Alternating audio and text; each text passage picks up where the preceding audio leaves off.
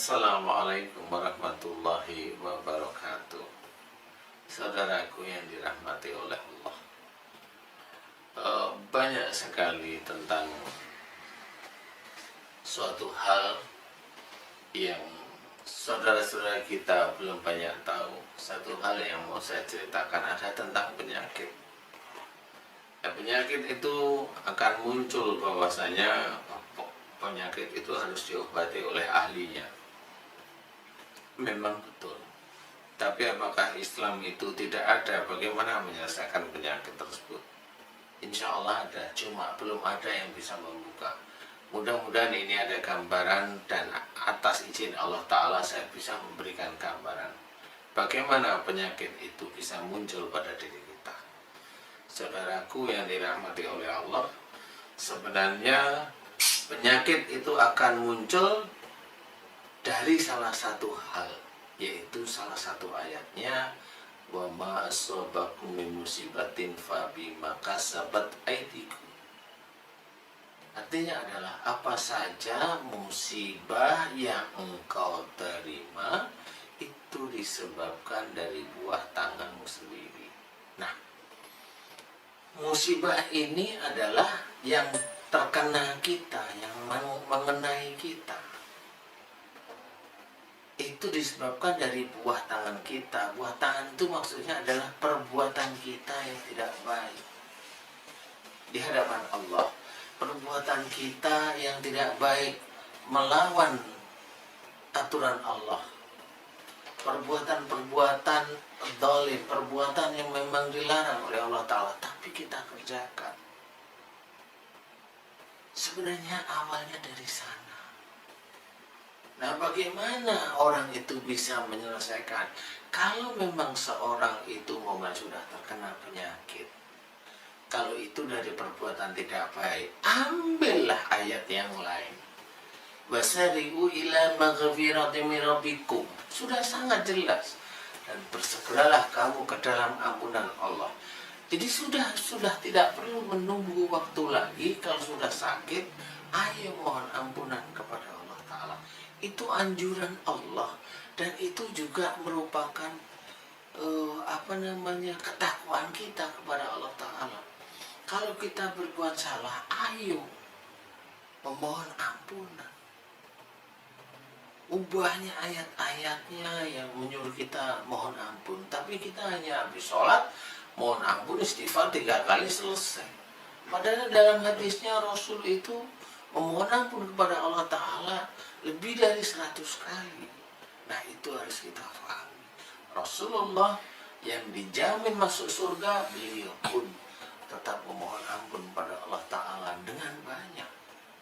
Apalagi kita, saudaraku yang dirahmati oleh Allah, sebenarnya kalau kita mau memahami dan kalau kita mau mengerti betul, insya Allah bisa dan sangat mudah.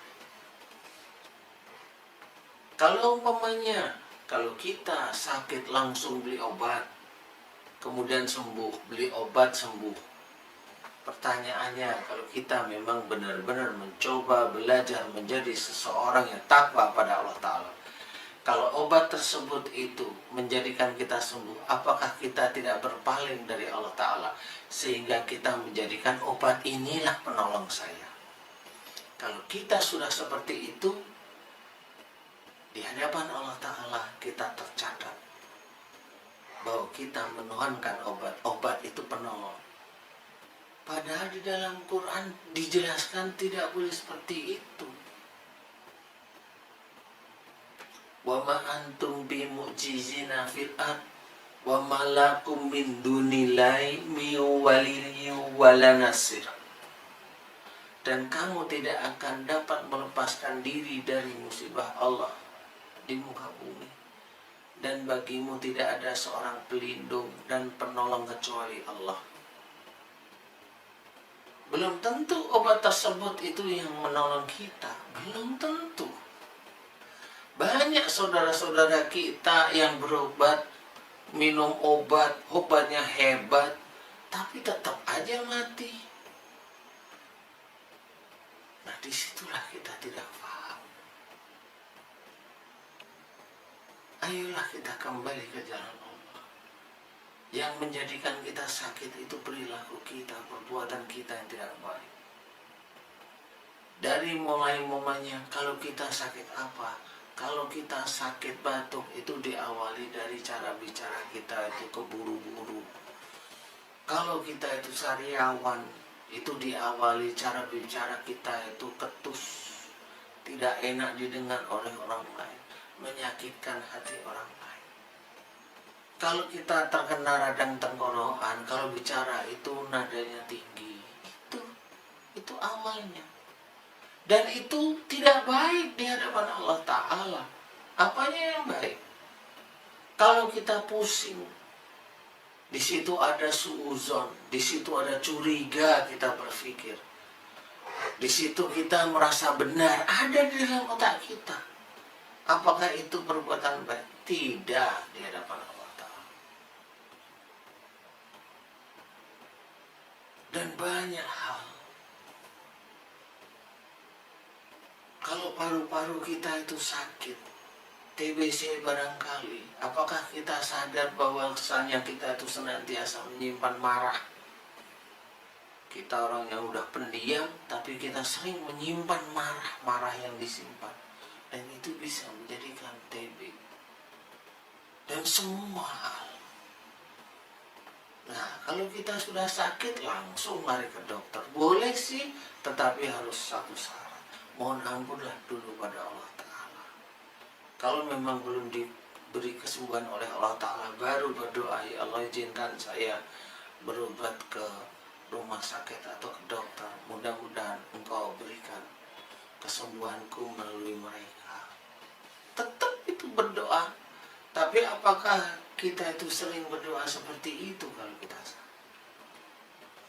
Yakin? Itulah kita sebagai manusia. Itulah kita sebagai hamba Allah yang masih penuh kehinaan, lupa. Saudaraku yang dirahmati oleh Allah, satu hal yang salah yang bisa menjadikan seseorang meninggal itu adalah kalau kita salah atau dosa kepada orang tua, mau memaki orang tua, mau memarahi orang tua, merendahkan orang tua, nanti hasilnya adalah mati. Jadi kalau seseorang mati di umur di bawah 45 tahun, biasanya dia bermasalah dengan orang tuanya. Siapapun. Kenapa saya cerita seperti itu? Karena saya meneliti. Setiap kali orang itu bersalah dengan suami atau istrinya, sembuhnya gampang. Tapi kalau setiap kali dia itu bersalah dengan orang tuanya, sembuhnya agak sulit. Kecuali dia meminta ampun kepada Allah Ta'ala, meminta maaf pada orang tuanya. Mudah-mudahan dia tulus, sehingga disitulah Allah baru mengeluarkan penyakit-penyakitnya. Jadi kalau dia tidak bisa meminta maaf kepada orang tuanya, ya dia akan merasakan wala tulqu bi aidikum ila tahluka, dan janganlah kamu menjerumuskan dirimu ke dalam kebinasaan. Kalau kita melawan orang tua, padahal Allah menyuruh kita berkata aja sama orang tua, itu dilarang. Apalagi kita menghardik, apalagi kita marah, apalagi kita benci. Maukah kita meninggal dalam kondisi berbuat jahat? Dalam salah satu firman Allah Ta'ala, kalau seseorang berbuat kejahatan, kemudian dia belum meminta ampun kepada Allah Ta'ala, kemudian dia meninggal, itu dosanya belum diampuni oleh Allah Ta'ala. Maukah kita seperti itu?